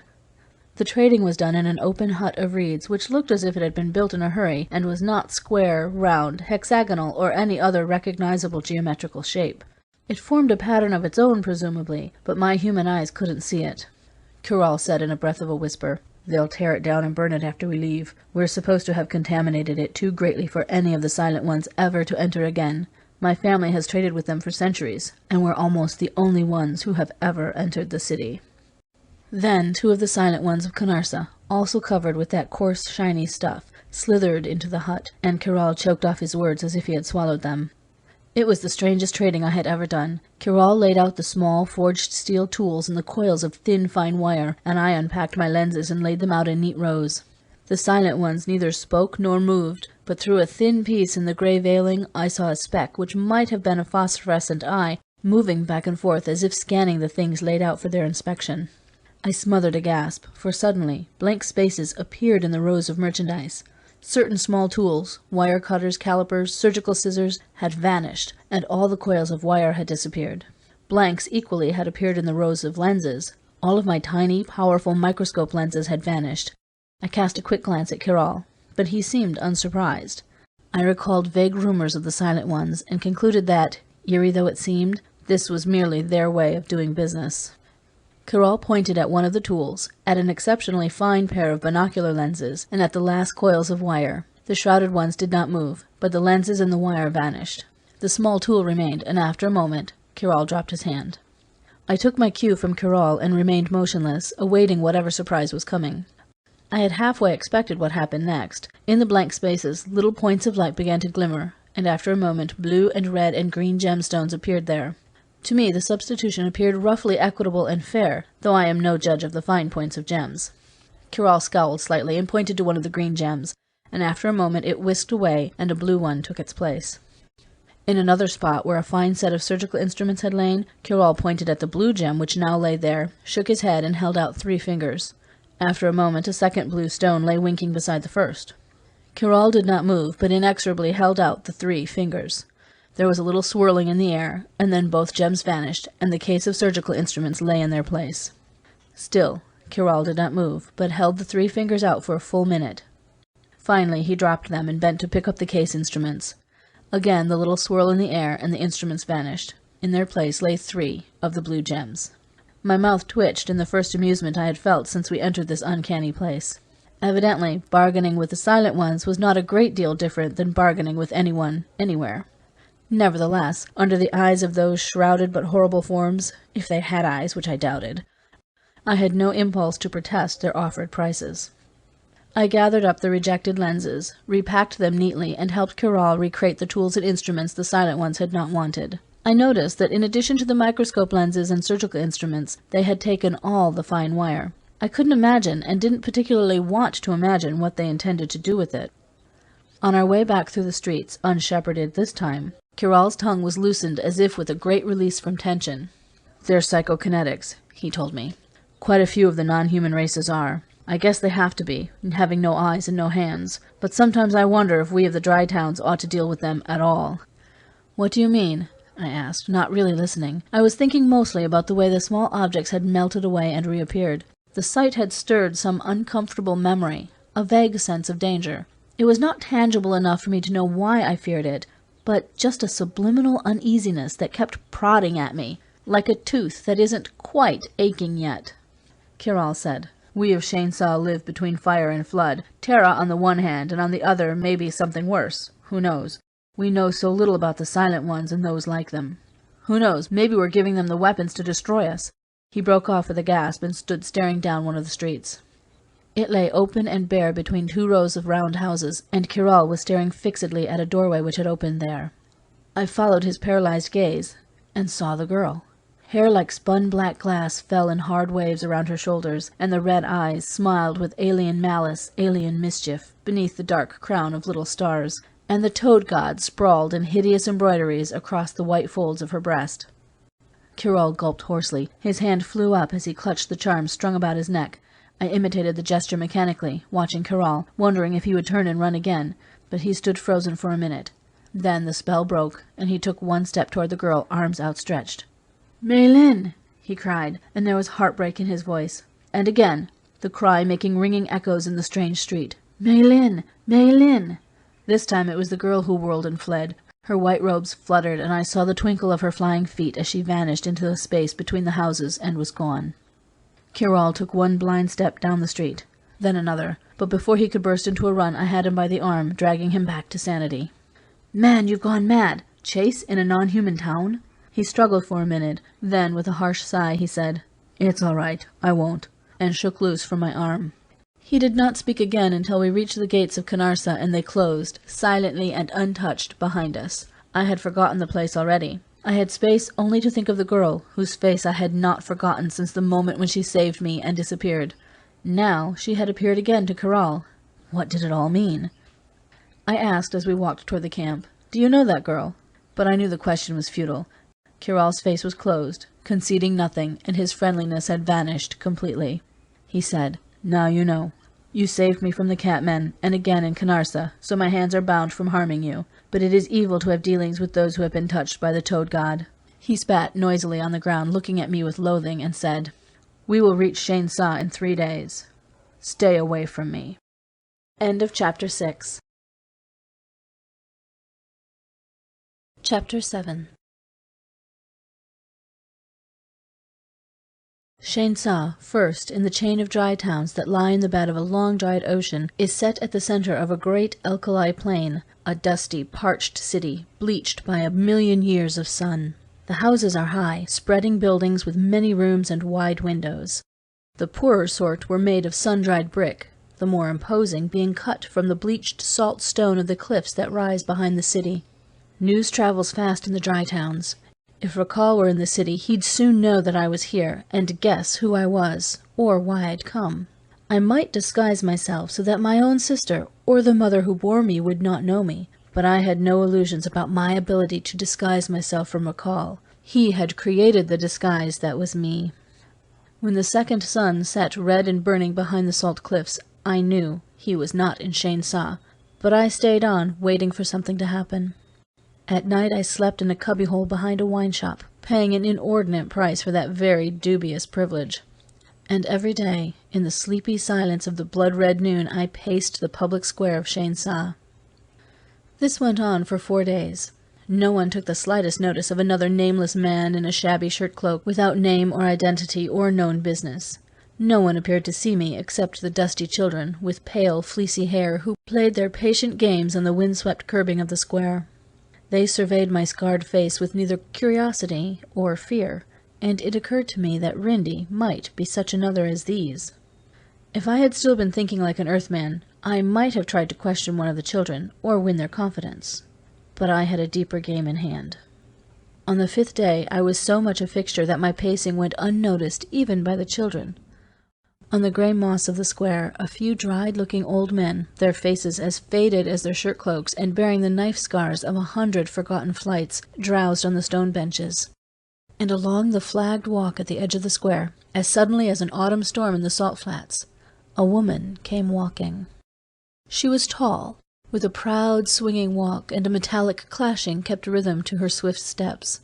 Her arms were fettered, each wrist bound with a jeweled bracelet, and the bracelets linked together by a long, silver-gilt chain passed through a silken loop at her waist. From the loop swung a tiny golden padlock, but in the lock stood an even tinier key, signifying that she was a higher caste than her husband or consort, and that her fettering was by choice and not command. She stopped directly before me and raised her arm in formal greeting like a man. The chain made a tinkling sound in the hushed square as her other hand was pulled up tight against the silken loop at her waist.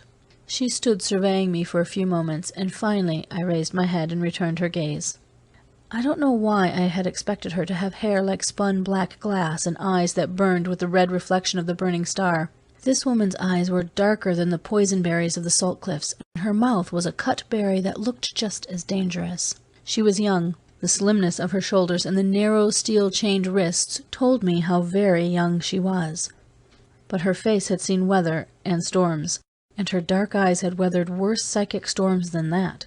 She did not flinch at the sight of my scars, and met my gaze without dropping her eyes. "You are a stranger. What is your business in Shane Sa?" I met the direct question with the insolence it demanded, hardly moving my lips. "I have come to buy women for the brothels of Ardcaran. Perhaps when washed you might be suitable. Who could arrange for your sale?" She took the rebuke impassively, though the bitter crimson of her mouth twitched a little in mischief, or rage. But she made no sign. The battle was joined between us, and I knew already that it would be fought to the end. From somewhere in her draperies, something fell to the ground with a little tinkle. But I knew that trick too, and I did not move.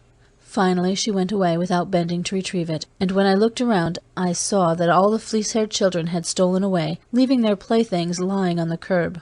But one or two of the gaffers on the stone benches, who were old enough to show curiosity without losing face, were watching me with impassive eyes. I could have asked the woman's name then, but I held back, knowing it could only lessen the prestige I had gained from the encounter. I glanced down, without seeming to do so, at the tiny mirror which had fallen from the recesses of the fur robe. Her name might have been inscribed on the reverse. But I left it lying there to be picked up by the children when they returned, and went back to the wine shop. I had accomplished my first objective. If you can't be inconspicuous, be so damned conspicuous that nobody can miss you. And that, in itself, is a fair concealment. How many people can accurately describe a street riot? I was finishing off a bad meal with a stone bottle of worse wine when the chalk came in, disregarding the proprietor, and made straight for me. He was furred immaculately white. His velvet muzzle was contracted, as if the very smells might soil it, and he kept a dainty paw outstretched to ward off accidental contact with greasy counters or tables or tapestries. His fur was scented, and his throat circled with a collar of embroidered silk. This pampered minion surveyed me with the innocent malice of an uninvolved non-human for merely human intrigues. "You are wanted in the great house of Shanithath, guard-man." He spoke the Shainsaw dialect with an affected lisp. "Will it please you to come with me?" I came, with no more than polite protest, but was startled. I had not expected the encounter to reach the great house so soon. Shainsaw's great house had changed hands 4 times since I had last been in Shainsaw. I wasn't overly anxious to appear there. The white chalk, as out of place in the rough, dry town as a jewel in the streets or a raindrop in the desert, led me along a winding boulevard to an outlying district. He made no attempt to engage me in conversation, and indeed, I got the distinct impression that this coxcomb of a non-human considered me well beneath his notice. He seemed much more aware of the blowing dust in the street, which ruffled and smudged his carefully combed fur.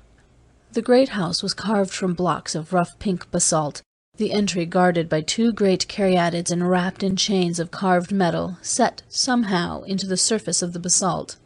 The gilt had long ago worn away from the chains, so that it alternately gleamed gold or smudged base metal. The caryatids were patient and blind, their jewel eyes long vanished under a hotter sun than today's. The entrance hall was enormous.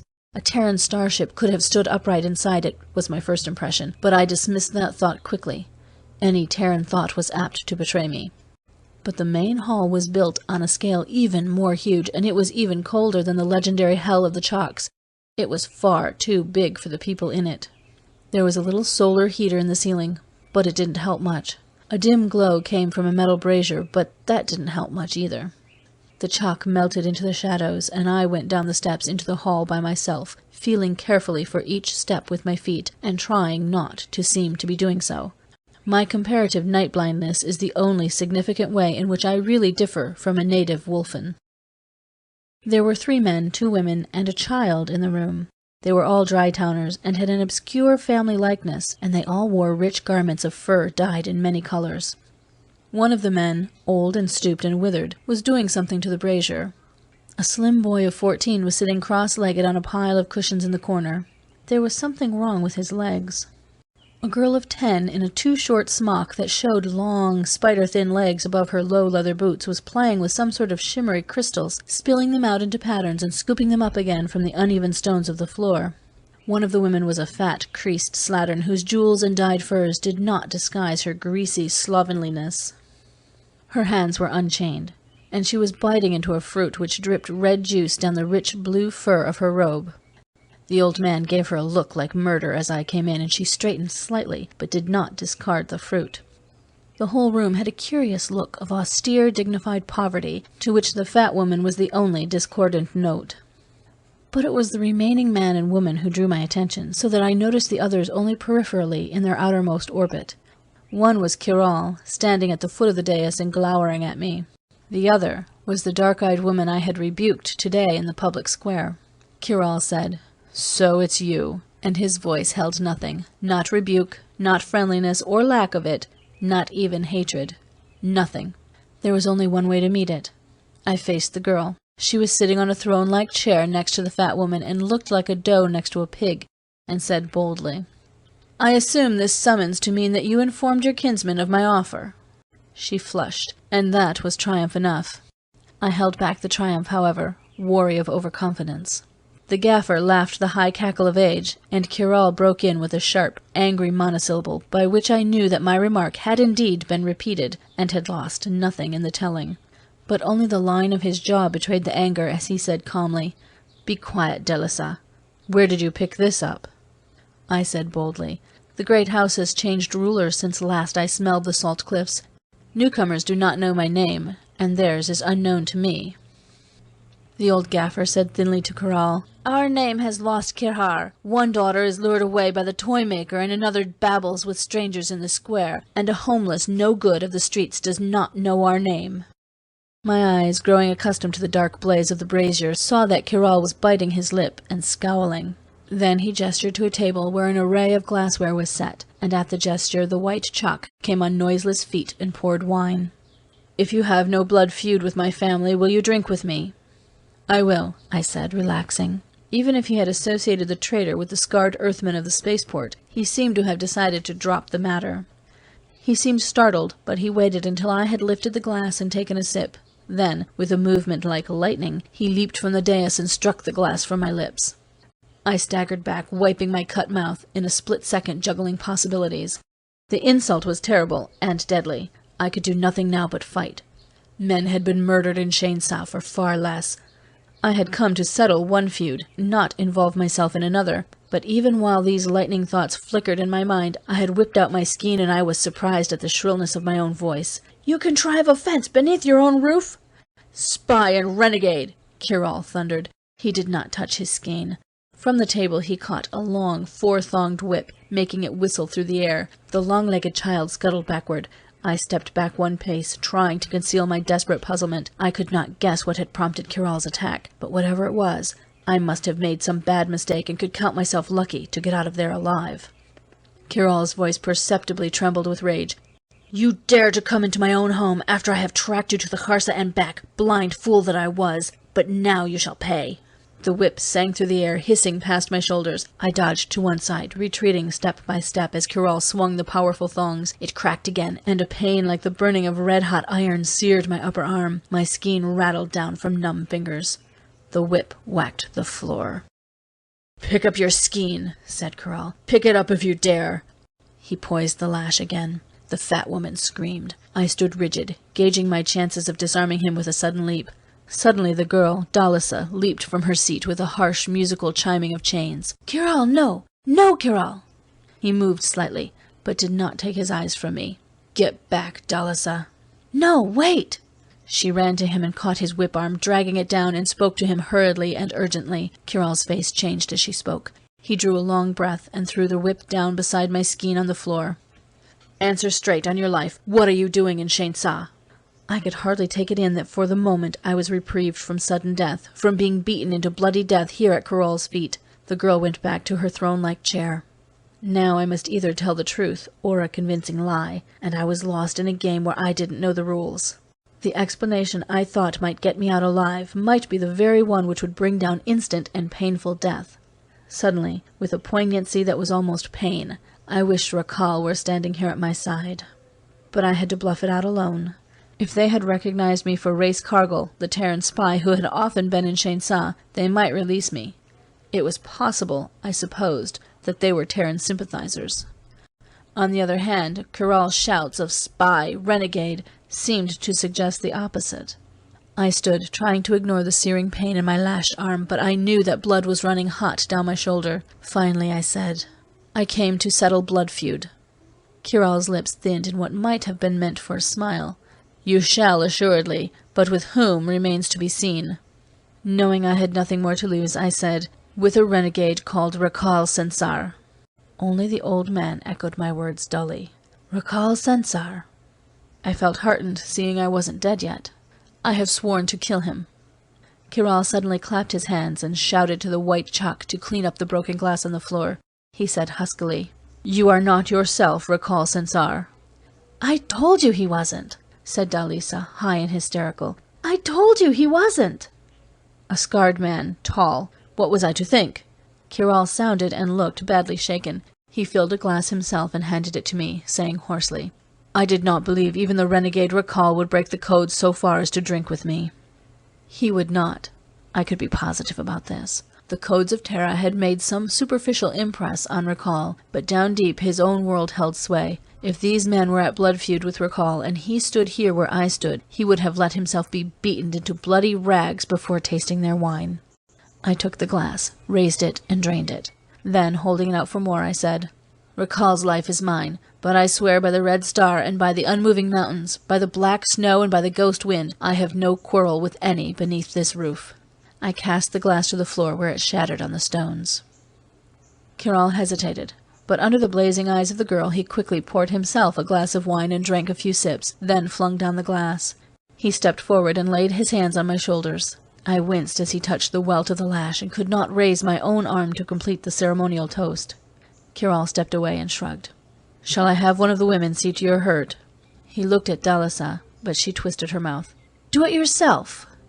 "It is nothing," I said, not truthfully, "but I demand in requital that since we are bound by spilled blood under your roof, that you give me what news you have of Rakal, the spy and renegade." Kiral said fiercely, "If I knew, would I be under my own roof?" The old gaffer on the dais broke into shrill whining laughter. "You have drunk with him, Kiral. Now he's bound you not to do him harm.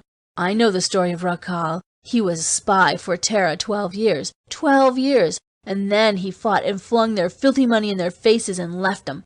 But his partner was some dry-town half-breed or Terran spy, and they fought with clawed gloves and near killed one another, except the Terrans, who have no honor, stopped 'em. See the marks of the kafir on his face?" "By Shara the Golden Chained," said Kiral, gazing at me with something like a grin. "You are, if nothing else, a very clever man. What are you, spy, or half-caste of some Ardkaran slut?" "What I am doesn't matter to you," I said. "You have blood feud with Rakal, but mine is older than yours, and his life is mine. As you are bound in honor to kill," the formal phrases came easily now to my tongue, the Earthman had slipped away, "so you are bound in honor to help me kill, if anyone beneath your roof knows anything of Rakal." Kiral's smile bared his teeth. "Rakal works against the son of the ape," he said, using the insulting wolf term for the Terrans. "If we help you to kill him, we remove a goad from our flanks. I prefer to let the filthy Terranans spend their strength trying to remove it themselves. Moreover, I believe you are yourself an Earthman. You have no right to the courtesy I extend to we, the people of the sky, yet you have drunk wine with me, and I have no quarrel with you." He raised his hand in dismissal, outfencing me. "Leave my roof in safety, and my city with honor." I could not protest or plead. A man's kirhar, his personal dignity, is a precious thing in Shainsa, and he had placed me so I could not compromise mine further in words. Yet I lost kirhal equally if I left at his bidding, like an inferior dismissed. One desperate gamble remained. "A word," I said, raising my hand, and while he half turned, startled, believing I was indeed about to compromise my dignity by a further plea, I flung it at him. "I will bet Shegri with you." His iron composure looked shaken. I had delivered a blow to his belief that I was an Earthman, for it is doubtful if there are 6 Earthmen on Wolf who know about Shegri, the dangerous game of the Dry Towns. It is no ordinary gamble, for what the bettor stakes is his life, possibly his reason. Rarely indeed will a man beg Shegri unless he has nothing further to lose. It is a cruel, possibly decadent game, which has no parallel anywhere in the known universe. But I had no choice. I had struck a cold trail in Shainsa. Rakal might be anywhere on the planet, and half of Magnuson's month was already up. Unless I could force Kiral to tell what he knew, I might as well quit. So I repeated, "I will bet Shegri with you." And Kiral stood unmoving. For what the Shegrin wagers is his courage and endurance in the face of torture and an unknown fate. On his side, the stakes are clearly determined beforehand. But if he loses, his punishment or penalty is at the whim of the one who has accepted him, and he may be put to whatever doom the winner determines. And this is the contest. The Shegrin permits himself to be tortured from sunrise to sunset. If he endures, he wins. It is as simple as that. He can stop the torture at any moment by a word, but to do so is a concession of defeat. This is not as dangerous as it might at first seem. The other party to the bet is bound by the ironclad codes of Wolf to inflict no permanent physical damage, no injury that will not heal with 3 sun courses. But from sunrise to sunset, any torment or painful ingenuity which the half-human mentality of Wolf can devise must be endured. The man who can outthink the torture of the moment, the man who can hold in his mind the single thought of his goal, that man can claim the stakes he has set, as well as other concessions made traditional. The silence grew in the hall. Dalisa had straightened and was watching me intently, her lips parted and the tip of a little red tongue visible between her teeth. The only sound was the tiny crunching as the fat woman nibbled at nuts and cast their shells into the brazier. Even the child on the steps had abandoned her game with the crystal dice and sat looking up at me with her mouth open. Finally, Kiral demanded, "Your stakes? Tell me all you know of Rakal Sansar and keep silence about me and Shainsa." "By the Red Shadow," Kiral burst out, "you have courage, Raskar." "Say only yes or no," I retorted. Rebuked, he fell silent. Dalisa leaned forward, and again, for some unknown reason, I thought of a girl with hair like spun black glass. Kiral raised his hand. "I say no. I have blood feud with Rakal, and I will not sell his death to another. Further, I believe you are Terran, and I will not deal with you. And finally, you have twice saved my life, and I would find small pleasure in torturing you. I say no. Drink again with me, and we part without a quarrel." Beaten, I turned to go. "Wait," said Dalisa. She stood up and came down the dais, slowly this time, walking with dignity to the rhythm of her musically clashing chains. "I have a quarrel with this man." I started to say that I did not quarrel with women, and stopped myself. The Terran concept of chivalry has no equivalent on Wolf. She looked at me with her dark, poisonberry eyes, icy and level and amused, and said, "I will bet Shegri with you, unless you fear me, Raskar." And I knew suddenly that if I lost, I might better have trusted myself to Kiral and his whip, or to the wild beast things of the mountains. End of Chapter 7.